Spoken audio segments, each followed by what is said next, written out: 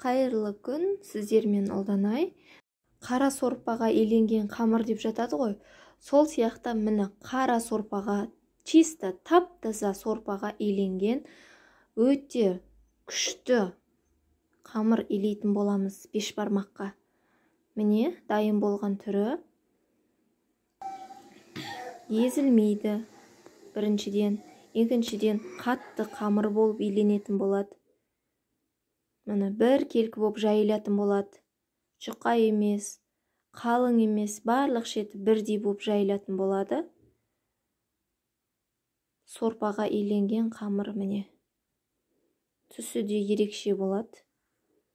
Ана жұмыртқаға, құр жұмыртқаға елесек суға ақшыл болып тұрады ғой. Міне сорпаға еленген қамырдың түрі осылай сарғыш, қоңырлау болып тұратын болады.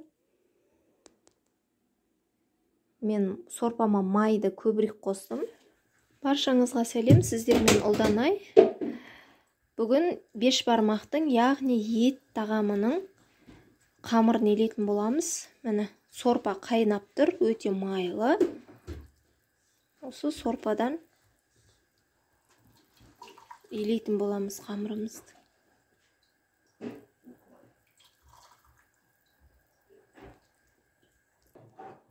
Сорпамыз ыстық, суы керек. Ыдысқа құйдым. Мына 150-200 миллиграмм бокал.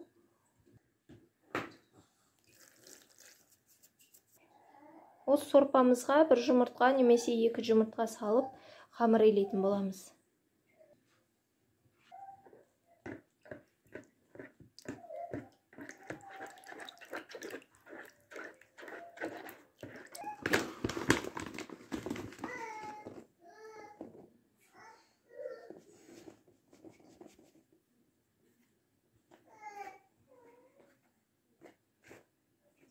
Қатты қып қамыр елейтін боламыз.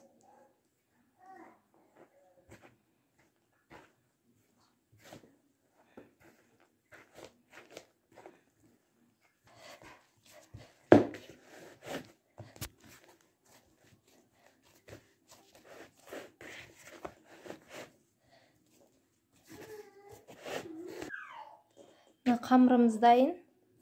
Қатты қамыр болып еленді.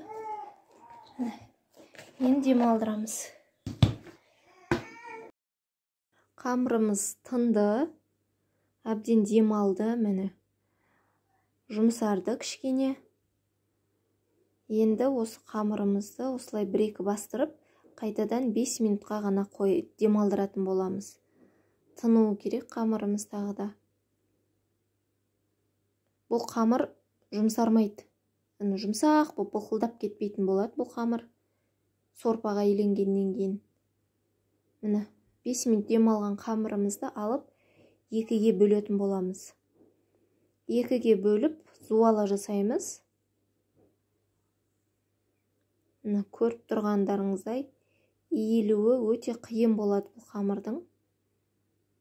Зуала жасаудың өзі қиын. Зато піскен кезде мүлдем езілмейтін болады бұл қамыр. Жыртылмайды да, езілмейді да.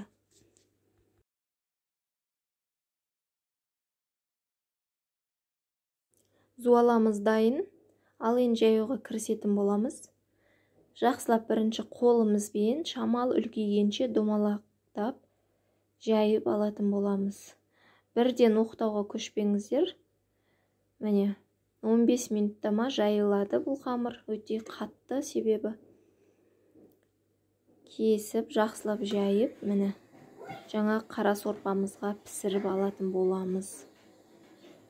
Сорпаны, ішуге арналған сорпаны бір бөлек алып, осы қамырға арналған қалған сорпамыздың үстіне 1 ас қасық тұз салуды ұмытпаңыздар. Кейін нан шәулімен алып жатқан кезде естеріңізде болсын. Бір үлкен кружкаменен мұздай су құйып, қамырымызды сүзіп алатын боламыз. Міне тұздығымыз дайын. Бетіне осы майлы тұздығымызда майын жақсылап құйып, араластырып алып, міне пиязымызды саламыз. Көрдіңіз ғой, мүлдем езілмейді. Әдемі болып піседі қамырымыз. қонақ келгенде таптырмас қамыр ғой бұл. Жай ғана суға емес, осылай қамырға илеп көріңіз.